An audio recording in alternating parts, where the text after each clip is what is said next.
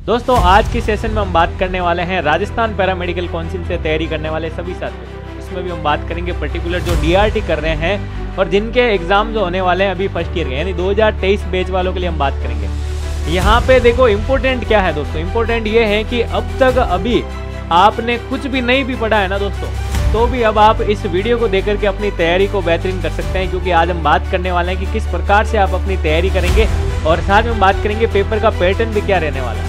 तो बिल्कुल आप क्या करें, पेन और कॉपी लेके बैठिएगा और कुछ चीजें मैं बताने वाला हूं उनको आप नोट डाउन कीजिएगा और अपनी तैयारी यानी अपने सिलेबस को मात्र अब 1 महीने के अंदर भी आप अपने कंप्लीट सिलेबस को कवर अप कर सकते हैं। हाय एवरीवन, मैं राम सैनी एक बार फिर से आप सभी का सुदर्शन पैरामेडिकल के इस ऑनलाइन प्लेटफॉर्म पर हार्दिक स्वागत। तो बात करेंगे अपन आरपीएमसी से जो डीआरटी फर्स्ट ईयर की तैयारी कर रहा है उनके एग्जाम पैटर्न के बारे में यहाँ पे बात करेंगे दोस्तों, और साथ ही अपन बात करेंगे सिलेबस के बारे में दोस्तों। ठीक है, तो सबसे पहले बात करते हैं। तो देखो, अगर आपने टेलीग्राम चैनल नहीं ज्वाइन किया तो बिल्कुल आप इसे ज्वाइन करें। पैरामेडिकल संबंधित हर छोटी बड़ी न्यूज आपको सबसे पहले यहाँ पे मिलेगी, और आपको पैरामेडिकल संबंधित कोई भी डाउट हो दोस्तों और आरपीएमसी से आप विशेष तैयारी कर रहे हैं या आप आरआरबी पैरामेडिकल की तैयारी भी कर रहे हैं, कोई भी डाउट हो तो इन नंबर पर कॉल या मैसेज करके बात कर सकते हैं। ठीक है भाई चलो अब अपन बात करते हैं। सबसे पहले मैं देखो सिलेबस की बात करूंगा। सिलेबस की क्यों बात करेंगे दोस्तों, क्योंकि सर हमें जाना अमेरिका है, अगर हमें जाना है तो बिल्कुल हमें प्लानिंग करेंगे, प्लानिंग के तहत हमारी जर्नी होनी चाहिए ना। तो वैसे ही सर हम एग्जाम की जो प्रिपरेशन कर रहे हैं दोस्तों, यहाँ पे तो हम बात करेंगे सर हमें सबसे पहले जो है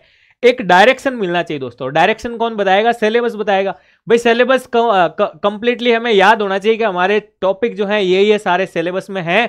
उसके बाद हमें पीवाईक्यू की तरफ जाना चाहिए। प्रीवियस ईयर पेपर जो आपके आरपीएमसी के उनको आपको देखना चाहिए किस प्रकार से आपका पेपर आता है, कि कैसे शॉर्ट क्वेश्चन को अटेंड करना होता है, कैसे लॉन्ग क्वेश्चन को अटेंड करना होता है।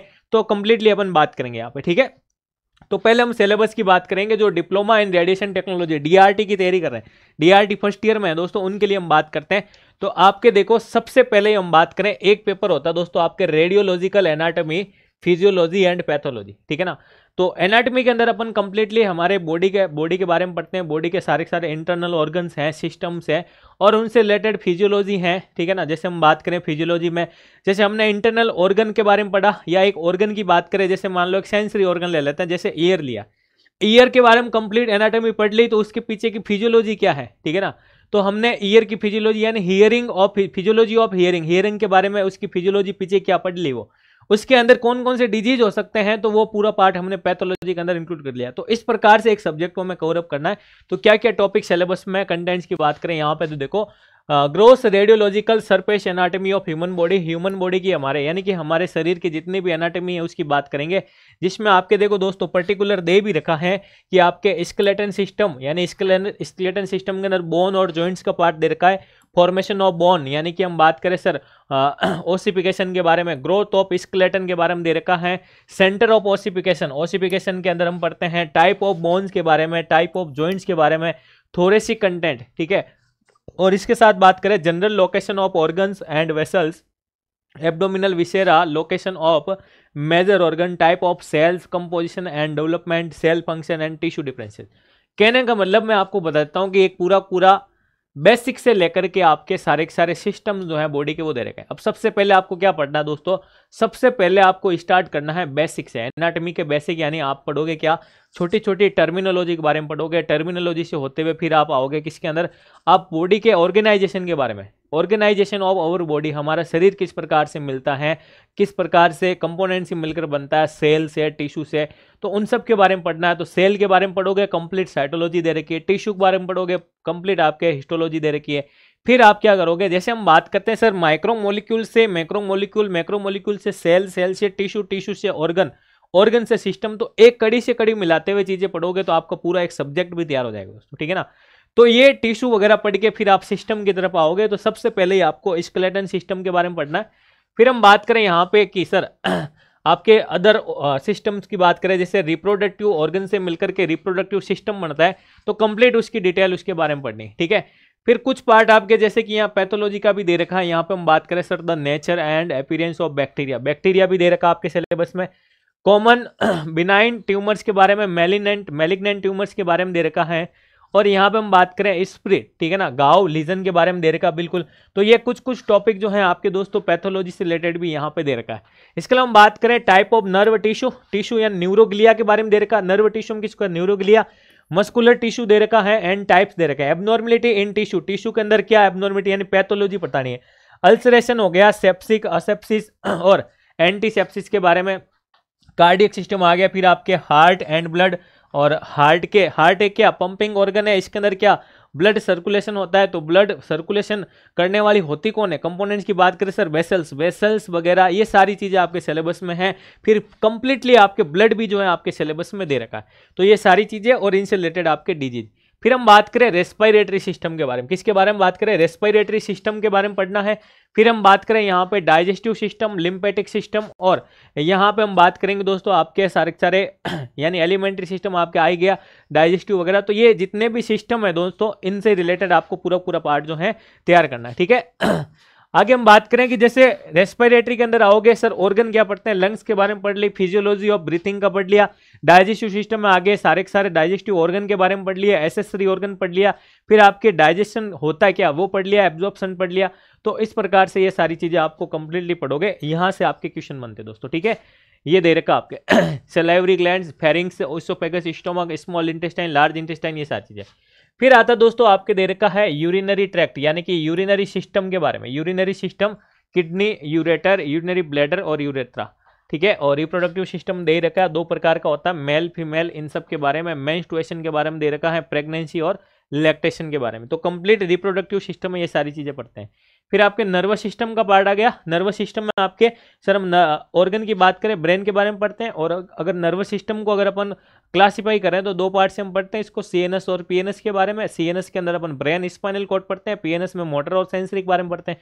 तो इस प्रकार से ये पूरा सिस्टम भी आपके सिलेबस में दे रखा। अब अपन बात करते हैं आपके दूसरा पेपर जो है दोस्तों, रेडियोलॉजिकल फिजिक्स के बारे में। किसके बारे में बात करें, रेडियोलॉजिकल। अब देखो फिजिक्स जो सब्जेक्ट है दोस्तों, हम 11th-12th में पढ़ के आते हैं भाई, जो साइंस बैकग्राउंड से हैं। हम बात करें सर 11th-12th वाला बेसिक तो हमारा क्लियर ही रहता है। कुछ हमारे रेडियोलॉजिकल फिजिक्स जो है यहाँ पे हमारे ऐड होती हैं। तो बिल्कुल हम प्रैक्टिकल के दौरान जब हॉस्पिटल जाते हैं तो रेडियोलॉजिकल जो एपरेटस वगैरह देखते हैं, तो उनसे रिलेटेड हमारी फिजिक्स है, ज़्यादा हार्ड भी नहीं है बिल्कुल। कुछ बेसिक फिजिक्स भी है हमारे 11th-12th वाली, और कुछ हमारे रेडियोलॉजिकल फिजिक्स जो है वो दे रखी है, ठीक है। जैसे हम बात करें आपके बेसिक इलेक्ट्रिसिटी, मैग्नेटिज्म और रेडिएशन फिजिक्स जो है ये दे रखी है।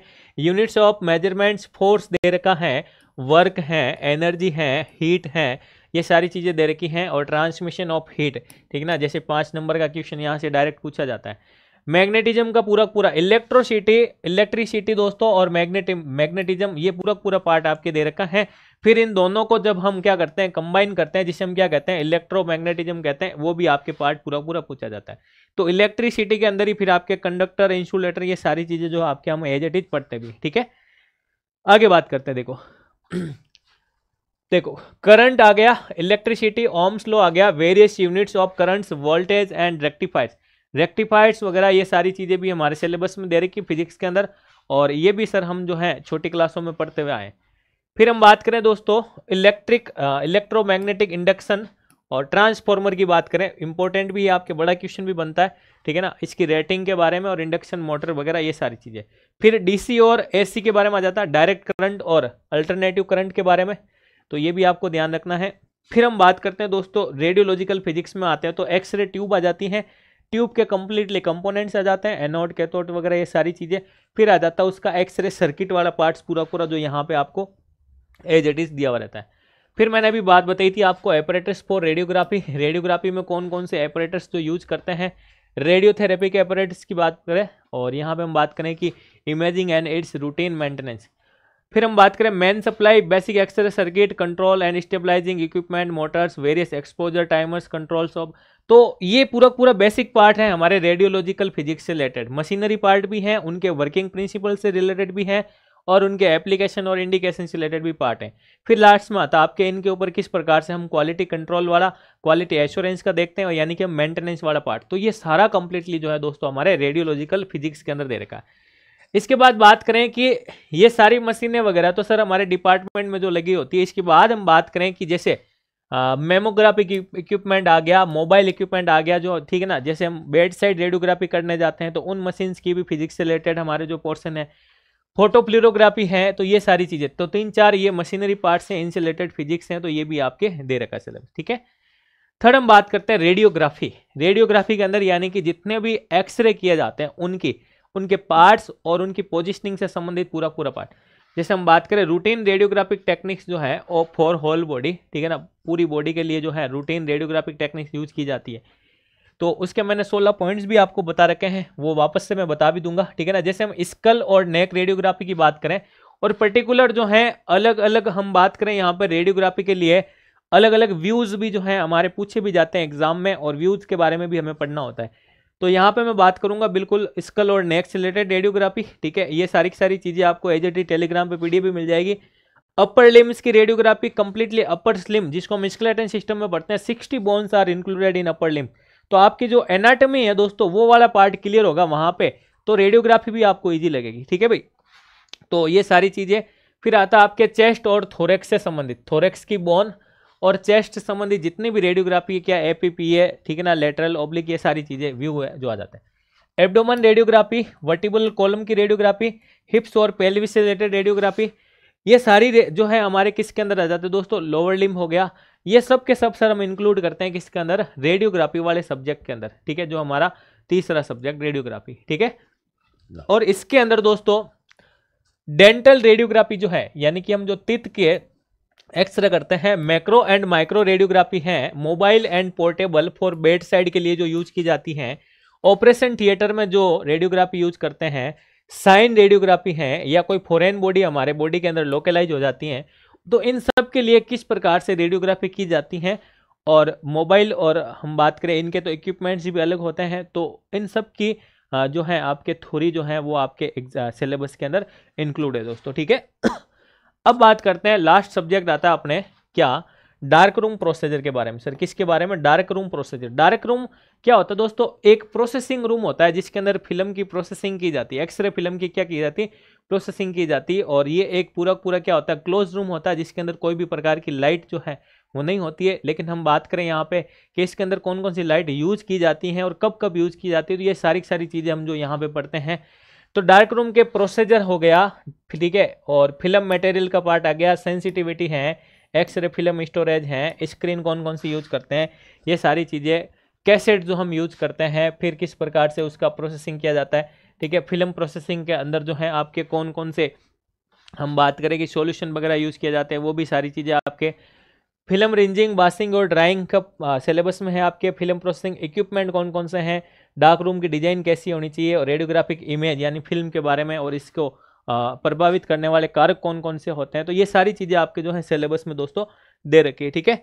तो ये आपको पूरा कंप्लीटली जो है पढ़ना होता है, ठीक है। अब अपन बात करते हैं दोस्तों कि इस सिलेबस के बाद जो आपको तैयारी किस प्रकार से करनी दोस्तों। तो देखो, सबसे पहले मैंने आपको कहा था कि ये जो सिलेबस है ये आपको कंप्लीटली एक एक पॉइंट जो है इसका आपको पता होना चाहिए। तो सिलेबस पढ़ने के बाद फिर क्या करोगे दोस्तों, सिलेबस पढ़ने के बाद क्या करना दोस्तों, आपको अभी आपके पास टाइम है दोस्तों, तो आपको क्या करना चाहिए, थ्योरी जो है कंप्लीटली क्लियर करनी चाहिए। क्यों, क्योंकि देखो दोस्तों, आप एकेडमिक की तैयारी कर रहे हैं ना, तो एकेडमिक के दौरान जो है आपको बढ़िया तरीके से एक बार थ्योरी पढ़नी चाहिए, ताकि आप प्रैक्टिकल करने भी जाओगे ना हॉस्पिटल के अंदर तो आपको कोई दिक्कत नहीं आएगी। वहां पे आप मान लो कि जा रहे हैं एक्सरे कैसेट के बारे में, कैसेट यूज कर रहे हैं तो कैसेट के बारे में पता होना चाहिए, कोई पोजिशनिंग लगा रहे हैं तो पोजिशन के बारे में पता होना चाहिए।